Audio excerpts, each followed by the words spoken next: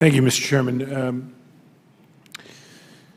Mr. Jarvis, thank you for your service, I know how hard it is. I want to bring up a very specific point that I know your folks are working on. In particular, we have about 250 guides. They require very little from the park itself. They pay a license every year to work out in the park, and it not only has an impact on them and their families, but has an impact on the hotels and the restaurants in the area.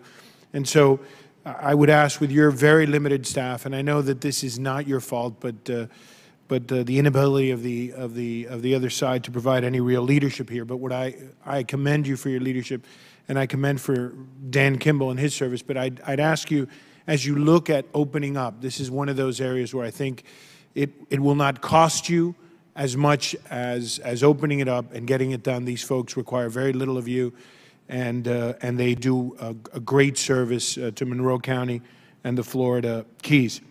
I want to ask you, Mr. Jarvis, what do you think the cost has been thus far to the Park Service? And I know you've answered this question in a few different ways, but if you'll indulge me and just tell us what you think the cost has been thus far.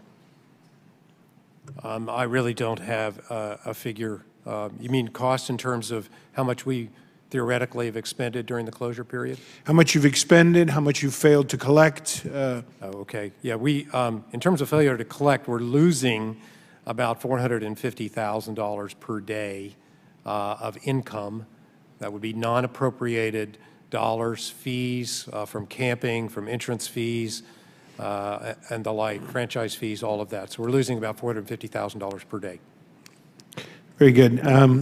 Ms. Simon, I know you've given some estimates here. I'd love to hear you sort of recap it for me. As a freshman, it takes a long time for the gavel to get to me. So I'd like to ask you what this has cost our country, and in particular your industry. Certainly. Thank you for the question. In the first week of the shutdown, our tour operators reported $114 million in losses just for the first week. We know that obviously in the last 16 days that has dramatically increased, and we project long-term impacts based on future business that has already canceled or postponed. We know that that does not include the estimated financial losses from the cities and destinations and suppliers that belong to our association as well.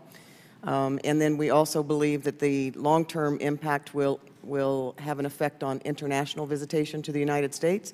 The national parks are a huge draw for international markets, and we believe that it's going to be difficult for international visitors to kind of regain the confidence of coming back to the United States. They don't understand it. That's what we're hearing from our tour operators, is they're having to try to explain to their international visitors why the parks are closed and why they can't see them. Ms. Simon, if I could just, if you could indulge me, could you tell me what exactly you tell your international visitors, or what you would counsel your association members to tell those international visitors that don't understand?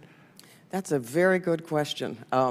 We have not been in a position of counseling them to tell them anything, but what they have done is to try to find alternative activities, which includes some of the very nice state parks that we have throughout the country as well. Very good. Again, thank you all for being here, and to whatever degree some of you have been sort of blamed for somehow in your vast government conspiracy to shut down parks. I want to thank you for your service to our country, your service in trying to preserve America's great treasures, and of course, with a little bit of luck, by this afternoon, we will have figured our way through this. But thank you very much. I yield back the balance of my time.